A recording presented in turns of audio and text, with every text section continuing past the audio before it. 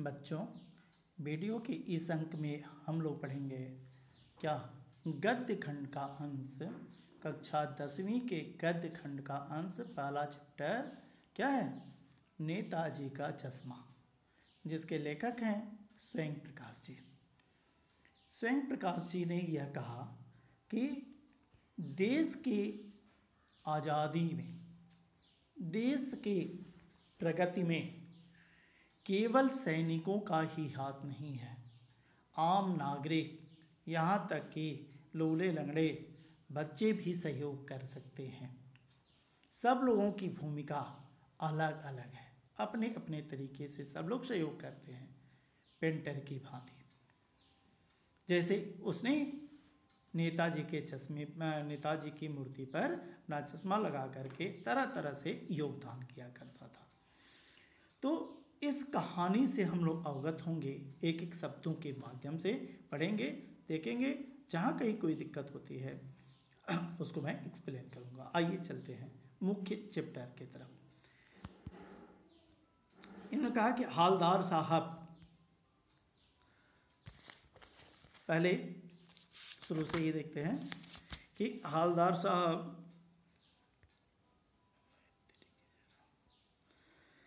साहब को हर 15वें दिन कंपनी के काम के सिलसिले माने वास्ते से उस कस्बे से गुजरना पड़ता था। कस्बा बहुत बड़ा नहीं था। आशया कि बहुत बड़ा नहीं था मतलब क्या, कस्बा बहुत ही छोटा था, जिसे पक्का मकान कहा जा सके वैसे ही कुछ मकान, और जिसे बाजार कहा जा सके वैसा ही बाजार था। अर्थात गिने चुने मकान और गिने चुने क्या बाजार थे। कस्बे में एक लड़कों का स्कूल और एक लड़कियों का स्कूल, एक सीमेंट का छोटा सा कारखाना, 2 ओपन एयर सिनेमा घर और एक ठो नगर पालिका भी थी। जैसे एक छोटे कस्बे के लिए जो मानक होता है, जो चीज़ें होती हैं, वो यहाँ पर भी था। नगर पालिका थी तो कुछ न कुछ करती भी रहती थी। कभी कोई सड़क पक्की करवा देती थी, तो कभी पेशाब घर बनवा कर दिया करती थी, शौचालय का निर्माण करवा देती थी, कभी कबूतरों की छतरी बनवा दी, तो कभी सम्मेलन करवा दिए। जैसा कि नगर पालिका की तरफ से भी कभी सम्मेलन का आयोजन होता है, वैसे ही वह कभी सम्मेलन भी वहाँ हो जाया करता था। इसी नगर पालिका के किसी उत्साही बोर्ड या प्रशासनिक अधिकारी ने एक बार शहर के मुख्य बाजार के मुख्य चौराहे पर नेताजी सुभाष चंद्र बोस जी की एक संगमरमर की प्रतिमा लगवा दी। सभी लोगों ने प्रस्ताव रखा कि यहाँ पर मूर्ति होनी चाहिए, सो वहाँ पर मूर्ति लगा दी गई, प्रशासनिक अधिकारी के द्वारा मूर्ति फिट करा दी गई। यह कहानी उस प्रतिमा के बारे में है, बल्कि उसके भी एक छोटे से हिस्से के बारे में, पूरी प्रतिमा के बारे में नहीं, बल्कि चश्मा के बारे में, आँख के बारे में है।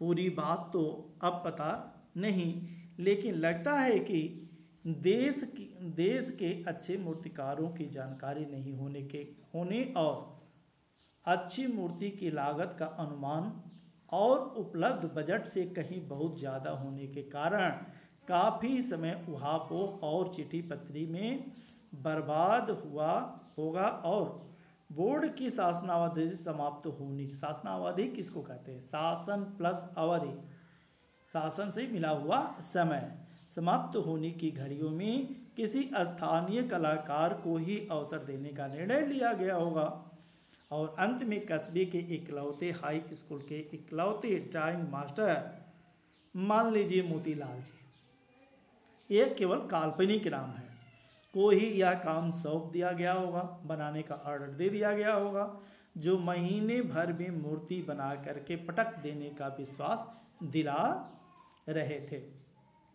जैसे कि किसी भी काम को दिया जाता है और उनसे कहा जाता है कि इतने समय में इस कार्य को हो जाना चाहिए, तो कहने के लिए लोग तो बड़े आसानी से कह देते हैं कि हाँ हाँ ठीक है, मैं इस कार्य को बड़े आसानी तरीके से इतने समय में क्या करूँगा, पूरा करके दे दूँगा। वैसे ही उसने भी कहा होगा कि ठीक है मैं इतने समय में दे दूँगा। जैसा कि कहा भी जा चुका है, मूर्ति संगमरमर की थी, संगमरमर पत्थर की बनी हुई मूर्ति थी। टोपी की नोक से कोट के दूसरे बटन तक कोई 2 फुट ऊंची होगी। उसके हाइट के बारे में इन्होंने बताते हुए कहा कि लगभग 2 फुट की ऊंचाई रही होगी, जिसे कहते हैं बस्ट, और सुंदर थी। नेताजी सुंदर लग रहे थे, कुछ कुछ मासूम और कमसीन उन्हें कम उम्र वाले और भोले भाले प्रतीत हो रहे थे। भोले वाले प्रतीत हो रहे थे मैंने कौन, नेताजी नहीं, उनकी प्रतिमा के लिए कहा गया। फौजी वर्दी में मूर्ति को देखते ही दिल्ली चलो और तुम मुझे खून दो डाट है वगैरह याद आने लगते थे। दिल्ली चलो और तुम मुझे खून दो, अधोलिखित ये नारे दिए गए हैं। आशय क्या है, इन्होंने सुभाष चंद्र बोस जी जिस समय थे उस समय इन्होंने नारा दिया था कि दिल्ली चलो, दिल्ली दूर नहीं है। आप जानते हैं कि इन्होंने आज़ाद हिंद फौज की स्थापना किया था और उसमें ही यह नारा दिया गया था कि दिल्ली चलो, दिल्ली दूर नहीं है। जापान में यह सेना संगठित की गई थी, दिल्ली प्रस्थान करने की बात हो रही थी, कहा गया कि दिल्ली चलो, दिल्ली दूर नहीं है, अर्थात लक्ष्य दूर नहीं है।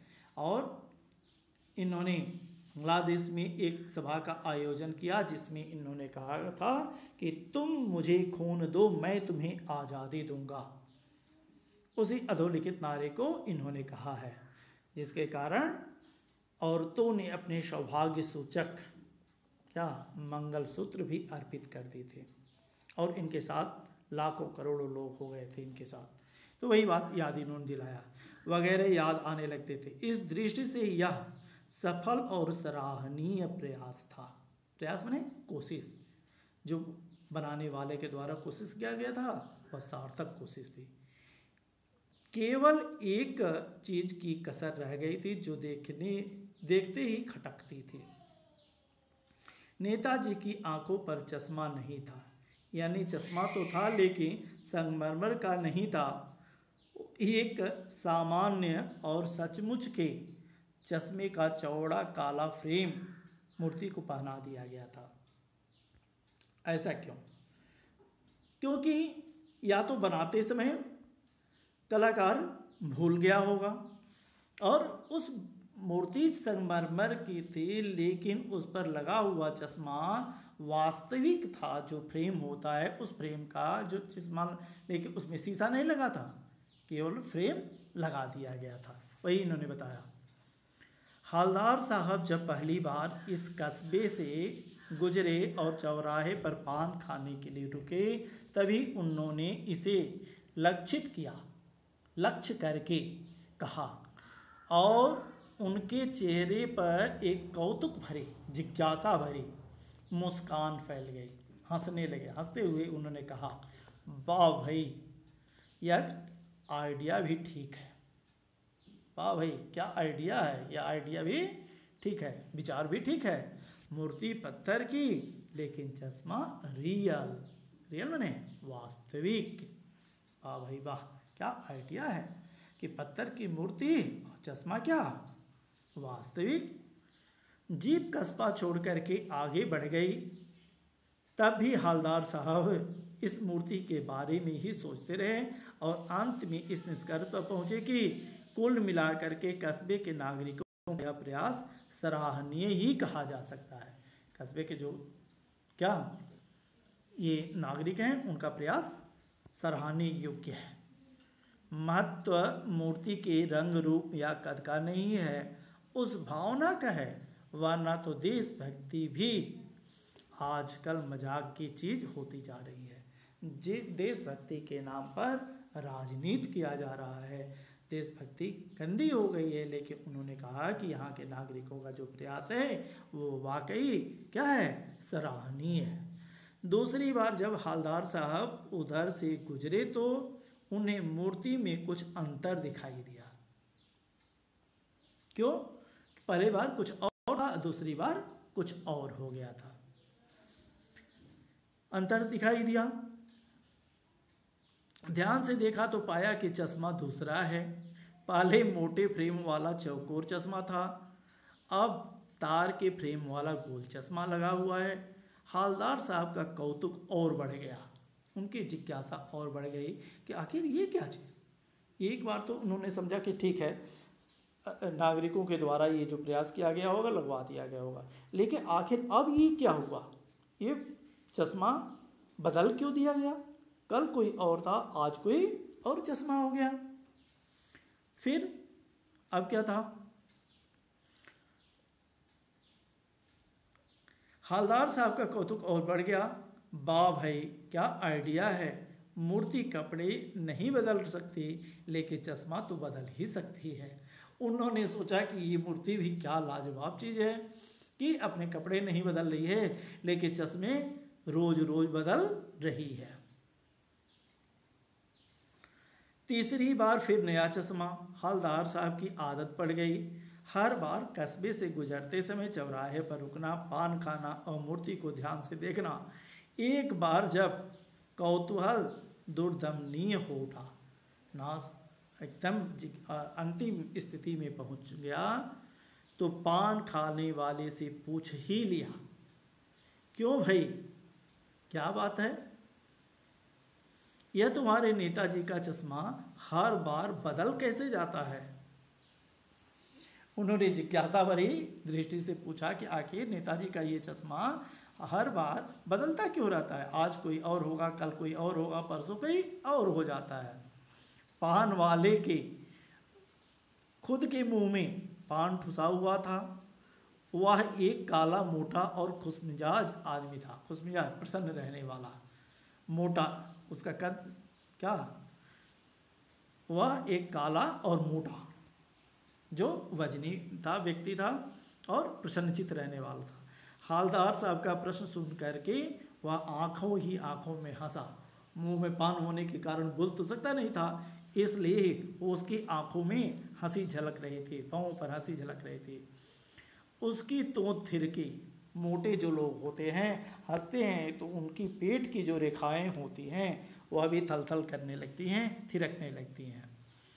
पीछे घूम करके उसने दुकान के नीचे पान थूका और अपनी लाल काली बतीसी दिखा करके बोला, लाल काली, पान खाने के कारण लाल, और ऐसे तो उसके दांत काले हो ही गए थे।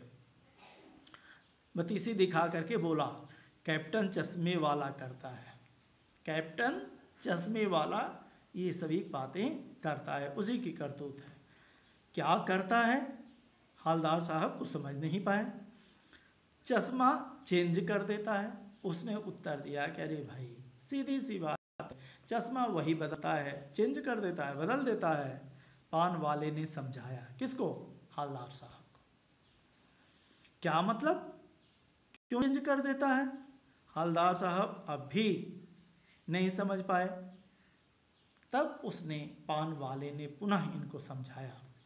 क्या समझाया?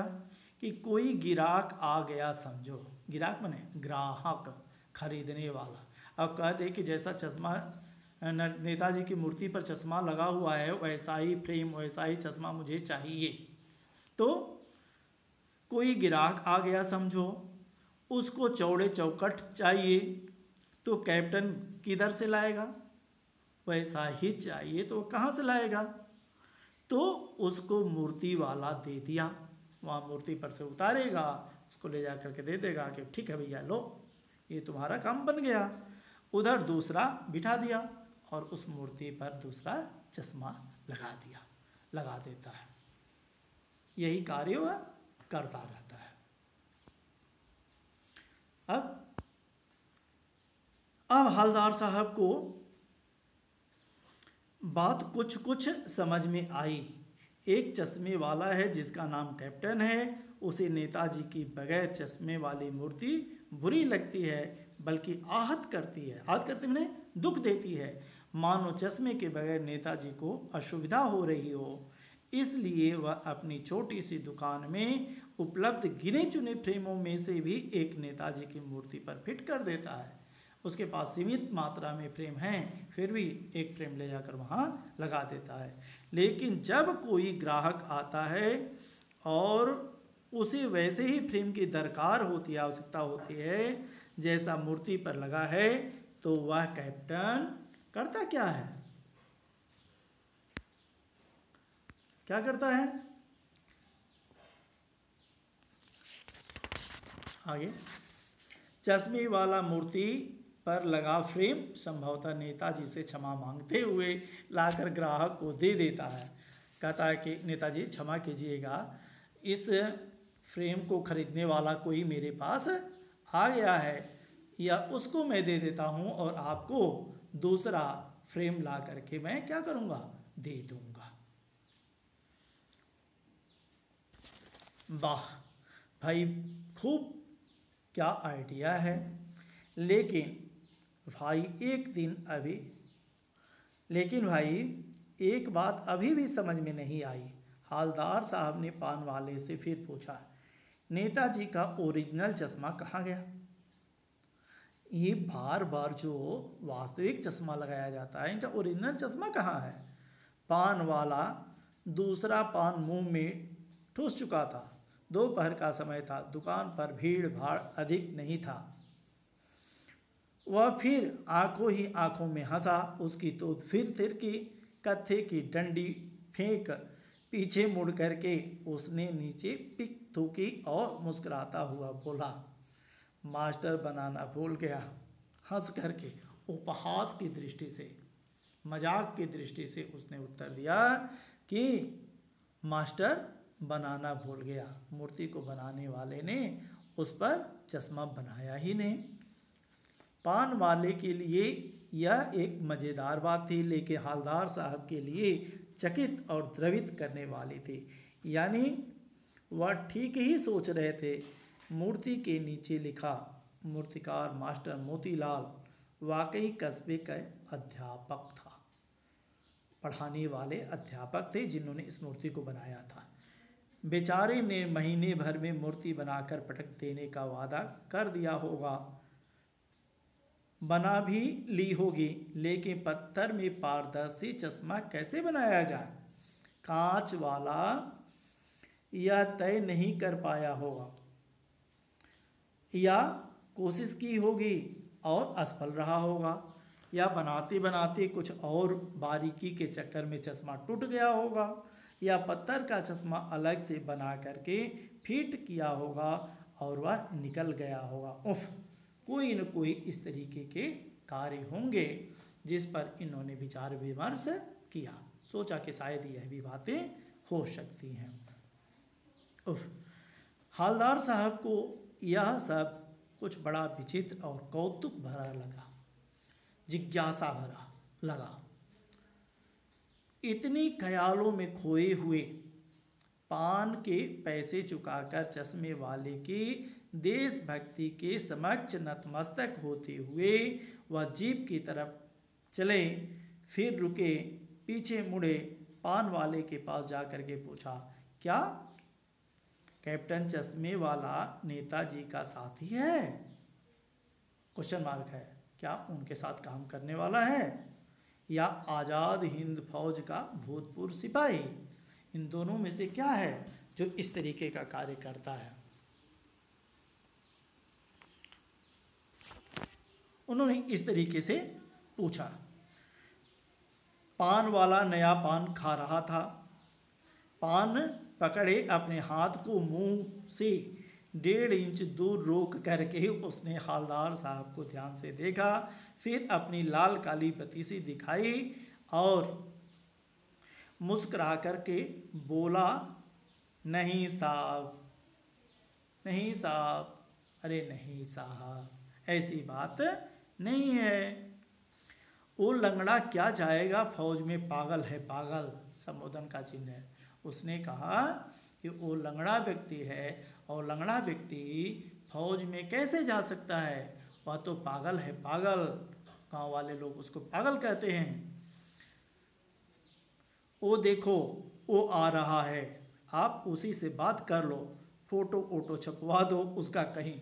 उसने मजाक करते हुए, व्यंग करते हुए एक देशभक्त के ऊपर इस तरीके से मजाक किया जाना हवलदार साहब को अच्छा नहीं लगा। जबकि पान वाले ने यह कहा कि देखो सामने से आ रहा है, जो पूछना है उसी से पूछ लो भैया, अब तो मेरा साथ छोड़ दो, मेरा गला छोड़ दो। आज के वीडियो में बस इतना ही। इसका शेष अंश पढ़ेंगे हम लोग वीडियो के दूसरे अंक में। आज के लिए बस इतना ही। धन्यवाद। मिलते हैं वीडियो के अगले अंक में।